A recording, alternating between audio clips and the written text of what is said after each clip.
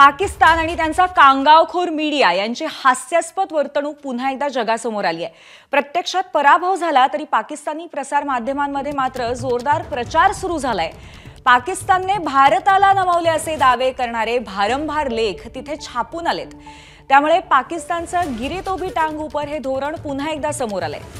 मात्र पाकिस्तानच्या दाव्यातला फोलपणा लष्कराने संयुक्त पत्रकार परिषदेमध्ये उघड केला।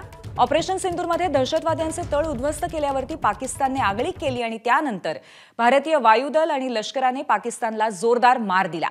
पाकिस्तानच्या लष्करी तळांवरती मारा करत ते निकामी करून टाकले आणि हे केवळ भारतीय मीडिया सांगत नाहीये तर लष्कराने असे ठोस पुरावे सुद्धा जगासमोर मांडले। फरक हा आहे मात्र भारतावरती हल्ले करणाऱ्या पाकिस्तानचे हल्ले निष्प्रभ झाले। भारतीय लष्करी आस्थापनांचं कोणतंही मोठं नुकसान झालेलं नाही। हेही भारताने वेळोवेळी पत्रकार परिषद घेत निदर्शनास आणून दिलं होतं।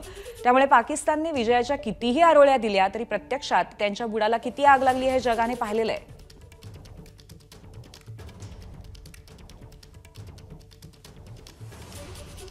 तर पाकिस्तानी मीडियाने त्यांचा एक वेगळा अजेंडा सुरू केला आणि या संदर्भात आपण चर्चा करूया। आपले प्रतिनिधी सोमेश कोलगे आपल्या सोबत आहेत। सोमेश, पाकिस्तानी मीडियाने ज्या पद्धतीने एक वेगळंच काहीतरी व्हर्जन या संपूर्ण तणावाच्या संदर्भामध्ये आणलेले ते बघता सध्याच्या परिस्थितीमध्ये पाकिस्तान सरकारचा चेहरा वाचवण्यासाठी त्यांची कुठेतरी बचाव त्यांचा करण्यासाठी हे सगळं करण्यात येतंय आणि गिरे तो भी टांग ऊपर हे पुन्हा पुन्हा दिसतंय। सोमेश,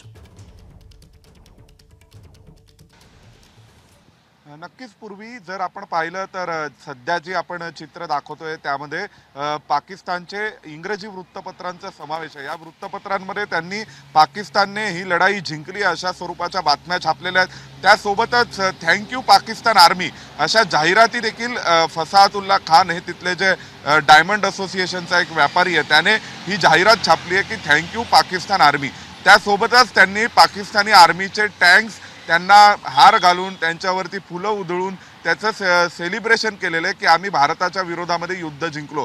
आपल्याला आठवत असेल 1971 साली ज्यावेळी भारताच्या विरोधामध्ये पाकिस्तानी सैन्याने गुडघे टेकले होते त्याच्या दुसऱ्याच दिवशी पाकिस्तानी वर्तमानपत्रांमध्ये पहिल्या पानावरती जी बातमी होती त्या बातमीत लिहिलं होतं वॉर टिल विक्ट्री आणि कोपऱ्यामध्ये लिहिलं होतं की जिहादसाठी जो नॅशनल फंड आहे त्या फंडमध्ये लोकांनी पैसे जमा करावेत असं आवाहन करण्यात आलं होतं। त्यामुळे गिरे तो भी टांग ऊपर हे पाकिस्ताननी वारंवार दाखवलेले आहे आणि पाकिस्तानी माध्यमांनी कालच अशा स्वरूपाच्या बातम्या छापल्या की पाकिस्ताननी ही लढाई जिंकलेली आहे जगभरातून आणि पाकिस्तानच्या सर्व राजकीय पक्षांकडून पाकिस्तानी सरकारचं पाकिस्तानी सोमेश आपल्या जनतेला काहीतरी वेगळंच दाखवण्याचा पाकिस्तानचा प्रयत्न यावेळी सुद्धा दिसतोय। एबीपी माझा, उघडा डोळे बघा नीट।